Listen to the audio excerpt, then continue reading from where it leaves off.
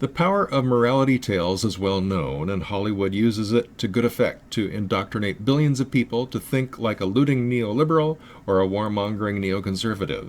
With that in mind, I've long held that we need to follow their example and make red pill-style morality tales. Indeed, isn't the Matrix trilogy an outstanding example of that? With that in mind, in 1997, I wrote a few little experimental scenes for that purpose, and this is one of them. 1997, Bellevue, Washington. Freud asked, "What do women want?" Today ask, "What do men want?" But no answer will be complete until we ask the real question, the one that ties all humanity together. What do we want? The wisdom of patriarchy. They walked through woods thickly carpeted with needles and twigs, a fibrous loam. The morning air shimmered with dew and sighed with the fecund smell of forest. Suddenly a flickering of titmouse wings, the little birds hopping from tree to tree, pecking bugs and worms from the bark. Buff barked. The little birds fled. They walked on. Near the lake they wandered and came upon wet earth and reedy grasses. "Shush," he whispered, panting in withdrawn huffs, as old men do. Cattails murmured with the chucking of hens and their ducklings browsing in the verdant shallows, a misty morning, sun warming through. Catching feathery scent, Buff yipped red setter enthusiasm, then splashed away. The aging patriarch squinted in the lake-mirrored light, his face creasing with good humor. "She'll have her play." He paused, looking at the young man beside him, studying the angular face. Tall as the elder, Tom was lean and muscular, with black hair framing his hawk-brown eyes. The old man sighed. His grandson had not been the same since discovering his ex-fiancée, was sleeping around, riding the carousel. The two fought bitterly when she accused him of being too old-fashioned and intense, conservative and, his boyish humor notwithstanding, overly cerebral. She was a liberated woman and not about to let any man dictate her morality. As breakups go, it was an ugly affair that drove spikes like ice deep into Tom's heart. His boyish humor gone, he worked with a cold efficiency that stunned even his employer and pushed away relatives and friends until they feared he would never emerge from the gloom. Then he called asking to visit. "I'm tired," he said. "I need to breathe clean mountain air." The old man sighed again. "Come, let's sit." They made their way to a well-worn log placed there for a bench long ago. Tom remained standing, a stiff figure in his heavy felt overcoat, tan slacks, and leather boots. Content to let the quiet linger, Morris returned to his study of young Tom's face. So like his mother, he thought, remembering her as a young woman, dark chestnut hair, angular as her son, a lithe beauty. Oddly, it had not been her beauty that first attracted Tom's father. Indeed, it had been with a certain chagrined surprise that he later realized this of her. For what captivated his heart first was her genuine love of life. Where she was, others felt loved and loving. 15 years ago, a drunk teenage driver killed them both. Tom was only a boy, barely old enough to understand. His grandparents took him in and raised him as their own, the ensuing years forging an uncommon bond between them of common loss, respect, and love. But there was always something missing from the boy's life, until he met the woman who would become his fiancée. She radiated warmth and enthusiasm, her energy bursting like song in melodic belly laughs that made you want to join in.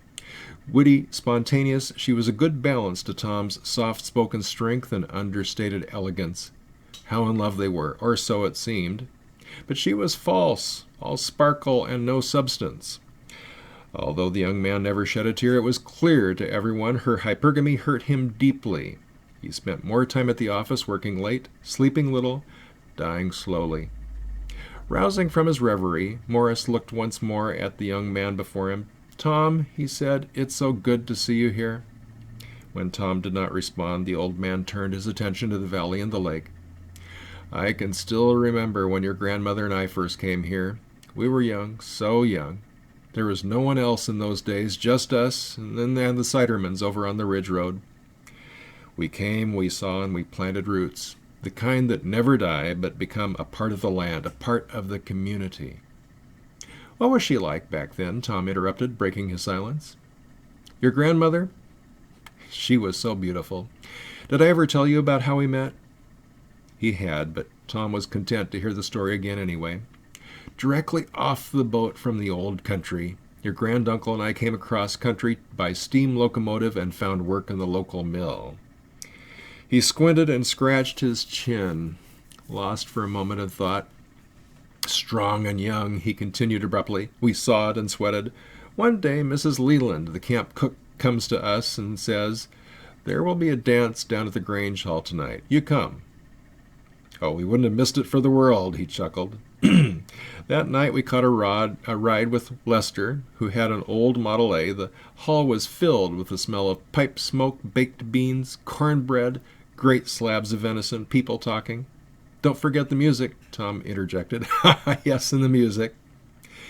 Old Ross and Nels on their fiddles, Jake at the piano, and there she was, the prettiest girl I'd seen in 2 continents. Grandma? Her wavy black hair cascaded around her shoulders like a glistening shawl as she tripped across the floor. She loved to dance, and every man there hoped she would smile at him. But she smiled at you, and it was like the noonday sun. Buff came up, wet and wagging her tail. Absently, Morris scratched behind her red floppy ears. Things seem more complex now, Tom stammered, searching for words. All the old rules have changed. Have they? Yes, he continued earnestly. Women are equal now. They expect more from a man. Do they? Aren't things different from when you were my age? Morris exhaled. Yes, much has changed, but people, Tom, men, women, you, your ex, still the same. Hear me out, holding up his hand as Tom started to protest. Women and men have always been equal no matter what feminists tell you. What has changed, son, is that people have forgotten how to dance. Tom raised a quizzical eyebrow. When I was a young man, we held each other as we danced, and if the man led, it wasn't about dominance or control, but about love and respect.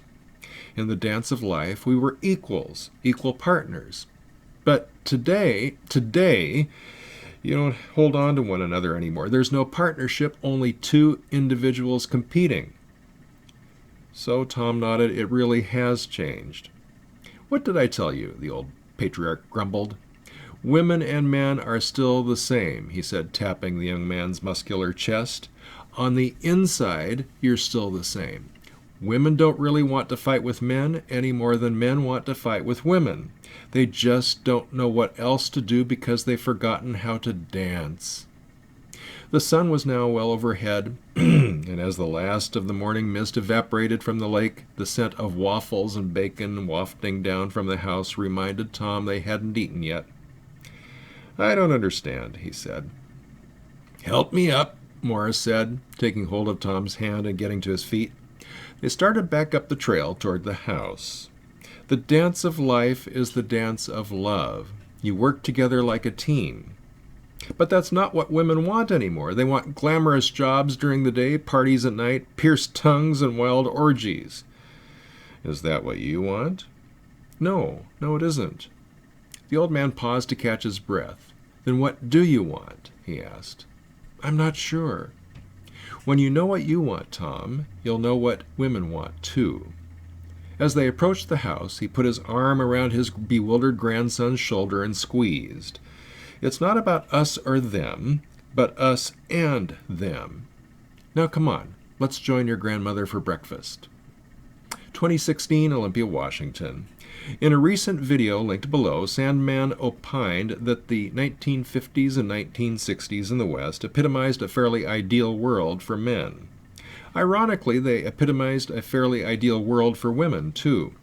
In The Feminine Mystique, Betty Friedan claimed that American women living in the suburbs were crushed by a malaise she called the feminine mystique. What she described was actually clinical depression, and shortly before she died, she admitted she had exaggerated the whole thing to sell books. I remember this, but I didn't think to save any of the reports of her admission, and I've not been able to find any articles about that on the web since. But I grew up in the suburbs, and what I remember was that the vast majority of housewives in our South Seattle community were fairly happy with their lives. The men worked at dull, dreary jobs that sucked, but most of them had a house and a wife to come home to at the end of the day, and while it was no paradise, it wasn't bad. Kids everywhere roamed the streets, visiting with friends, playing, and a few parents worried about their safety because all the adults watched out for them. I remember women I didn't know serving fruit juice and letting us in to use their bathroom. And if we misbehaved, they would come out and scold us. Not that it was idyllic. We were in the midst of a Cold War with the Soviet Union, and the threat of nuclear war was omnipresent. Every Wednesday at noon, air raid sirens all around the nation would blow, and we were required to drop, cover, and hold, following which our teachers instructed us on what to do if the bombs dropped while we were outside. Then came the pill, free love, drugs, and Betty Friedan preaching feminism. Human nature is full of flaws. Religions count on that to fill their churches, synagogues, mosques, and temples with the faithful seeking salvation and meaning. In the Matrix movies, one of the machines relates how the early Matrix was perfect and designed to be a human paradise, but humans couldn't handle it. Maybe that's because we require challenges to evolve. In economics, there is the concept of creative destruction. In every forest, new trees take root and grow out of rotting logs of the fallen timber. Perhaps human society is like that. Every time we achieve prosperity, the hypergamous nature of women takes over to tear it down so we can start over. Maybe transhumanism will allow us to transcend hypergamy and the other impulses that cause us to turn prosperity into poverty. If not, then we may be doomed to continue the cycle of patriarchy and hypergamy that have for countless generations plagued human existence. That's all for now. Check out the other videos, subscribe to the channel. For the Backlash at Backlash.com, my name is Rod Van Mecklin.